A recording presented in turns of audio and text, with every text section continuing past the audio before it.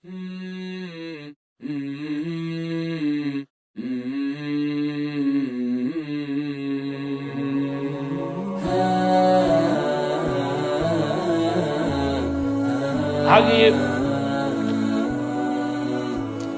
Mobile سوال ہے کہ موبائل میں جو شارٹ کلپس اور ویڈیوز آتے ہیں ان میں عورتیں مردوں کی شکل دیکھیں یا مرد عورتوں کی شکل دیکھیں تو کیا اس میں بدنگاہی کا گناہ تو نہیں ہوتا؟ اس میں یاد رکھیں کہ عورتیں جو ہیں مرد کو دیکھیں اگر بلا شہوت کے اور بقدر ضرورت تو اس کی گنجائش ہے، کیونکہ مردوں پر پردہ کرنے کا حکم نہیں ہے. اور مرد عورتوں کو دیکھیں تو اس میں بھی یہ ذہن میں رہے کہ عورتوں کو پردہ کرنے کا حکم ہے، تو مردوں کو بھی حکم ہے کہ اپنی نگاہ نیچی رکھیں اور غیر محرم کی طرف نظر اٹھا کر کے ٹک ٹکی جمع کر کے نہ دیکھیں. اس صرف بصرک وارد ہوا ہے. بخاری شریف میں کل کتاب اللباس میں یہ آیا تھا کہ یہاں کچھ لوگ ہیں جو عجمی ہیں، اور عجمی عورتیں اپنے سر کے بال اور اپنی چھاتی کھلی رکھتی ہیں، تو کیا ان کی طرف دیکھیں؟ تو حسن بصری نے فرمایا اسرف بصرک، اپنی نظر پھیر لو دوسری طرف، ان کو مت دیکھو. ان کا بال اور چھاتی کھلا رکھنا یہ ان کا فعل ہے، اور آپ کا فعل یہ ہونا چاہیے کہ آپ نظر ہٹا لیں. یہ حسن بصری رحمۃ اللہ علیہ نے وہاں پر حکم فرمایا. اور حدیث شریف میں بھی ہے کہ حضرت جابر کہتے ہیں آپ صلی اللہ علیہ وسلم نے سے کسی نے نظر فجاعت، اچانک نظر پڑ جائے، اس بارے میں سوال کیا تو فرمایا اسرف بصرک، اپنی نگاہ پھیر لو دوسری طرف.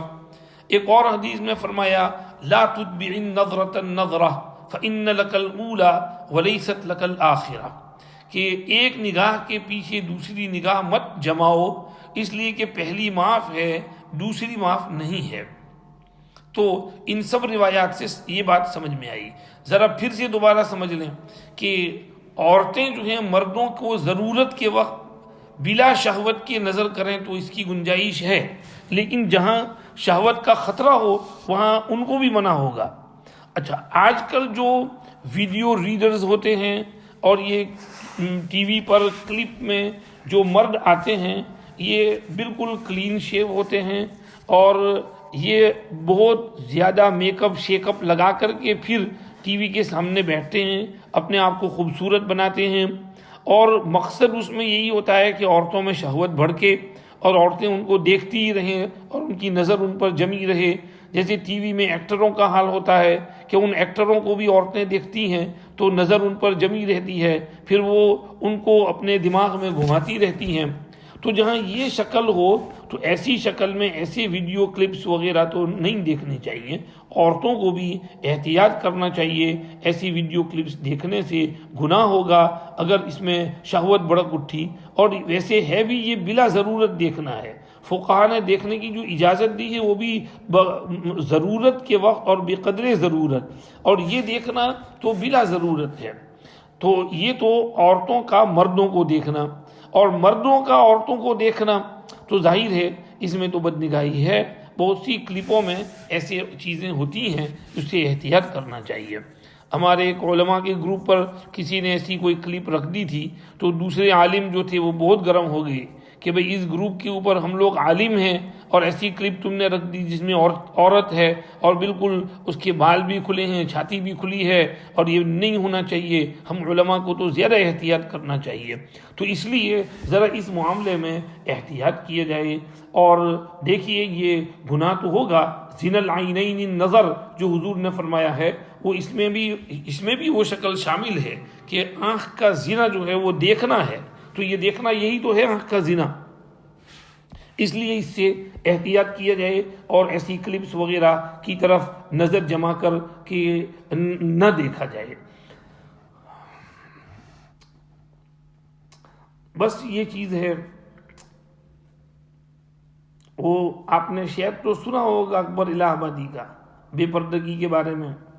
انہوں نے کہا بے پردہ جو نظر پڑی کل چند بیویاں، بے پردہ جو نظر پری کل چند بیویاں، اکبر غیرت قومی سے زمین میں گر گیا، اکبر غیرت قومی سے زمین میں گر گیا، پوچھا جو ان سے وہ آپ کا پردہ کیا ہوا، پوچھا جو ان سے وہ آپ کا پردہ کیا ہوا، بولی کہ عقلوں پہ مردوں کی پڑ گیا، بولی کہ عقلوں پہ مردوں کی پڑ گیا۔ تو یہ بے پردگی جو ہوتی ہے تو اس میں بہت سا قصور تو ہمارا مردوں کا ہے، اور ہم جو ہیں اس میں بے احتیاطی کرتے ہیں۔ ہمیں اپنے گھر والوں سے بھی پردہ کرانا چاہیے، اور ایسی چیزیں دیکھنے سے خود بھی احتیاط کرنا چاہیے، گھر والوں سے بھی احتیاط کرانا چاہیے، تاکہ معاشرہ کچھ پاک صاف ستھرا رہے۔ ساتھ ہی یہ ذہن میں رہے کہ زنا العینین نظر جو حضور نے فرمایا ہے، تو یہ زنا جو ہے اس کے مقدمات میں سے ہے، اور یہ اصل زنا جو ہے وہ تو وہ حرکت ہے جو کی جاتی ہے، وہ گناہ کبیرہ ہے، اور یہ گناہ صغیرہ ہے گناہ صغیرہ گناہ ہے۔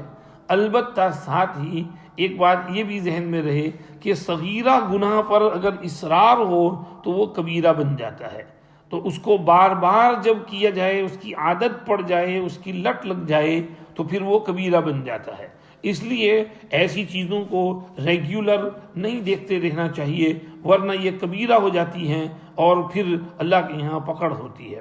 اور ہم نے سنایا تھا ایک اس میں قصہ، ایک صاحب جنازے میں گئے تھے، تو سوچا کہ چلو شرکت کر لی، چلو یہاں پر گھر والوں میں سے کوئی ہو اس کی ذرا تعزیت کر لیں۔ دفن ہوا تو وہاں پر عربوں میں عادت ہے کہ وہ ایک طرف کھڑے رہتے ہیں، اور ہم نے بھی دیکھا مدینہ شریف میں وہاں بقیع میں کہ وہ اہل میت جو ہیں کھڑے ہوتے ہیں، سب اس سے مصافحہ کرتے ہیں، اس کو تسلی دیتے ہیں۔ تو انہوں نے بھی سوچا کہ یہ کون ہوگا اہل میت میں سے، تو دیکھا ایک لڑکا بہت رو رہا تھا، تو یہ اس کے پاس گئے، کہا کہ یہ مرحوم تمہارا کچھ ہوتا تھا؟ کہا میرا بھائی تھا۔ تو پھر کیوں آپ اتنا رو رہے ہیں؟ چلو وہ تو بھائی وقت پہ جانا ہی جانا ہے۔ تو وہ کہنے لگا کہ ہاں، لیکن میں اس لیے رو رہا ہوں کہ یہ اس کا موبائل فون میرے پاس ہے، میرے بھائی کی دوستی اچھے لوگوں سے نہیں تھی، اور وہ غلط سلط ویڈیو کلپس اور فوٹوز دوسروں کو بھیجتا تھا، دوسرے اس کو بھیجتے تھے، تو یہ اس کے موبائل میں وہ سارا محفوظ ہے، وہ تو قبر میں چلا گیا، اور یہ سارا ایویڈنس یہاں پر موجود ہے جو قیامت کے دن لایا جائے گا، اور اس کو اس سے سزا ہوگی۔ مجھے ڈر لگتا ہے میرے بھائی کو ابھی کہیں قبر میں عذاب شروع نہ ہو گیا ہو، اس لیے میں رو رہا ہوں۔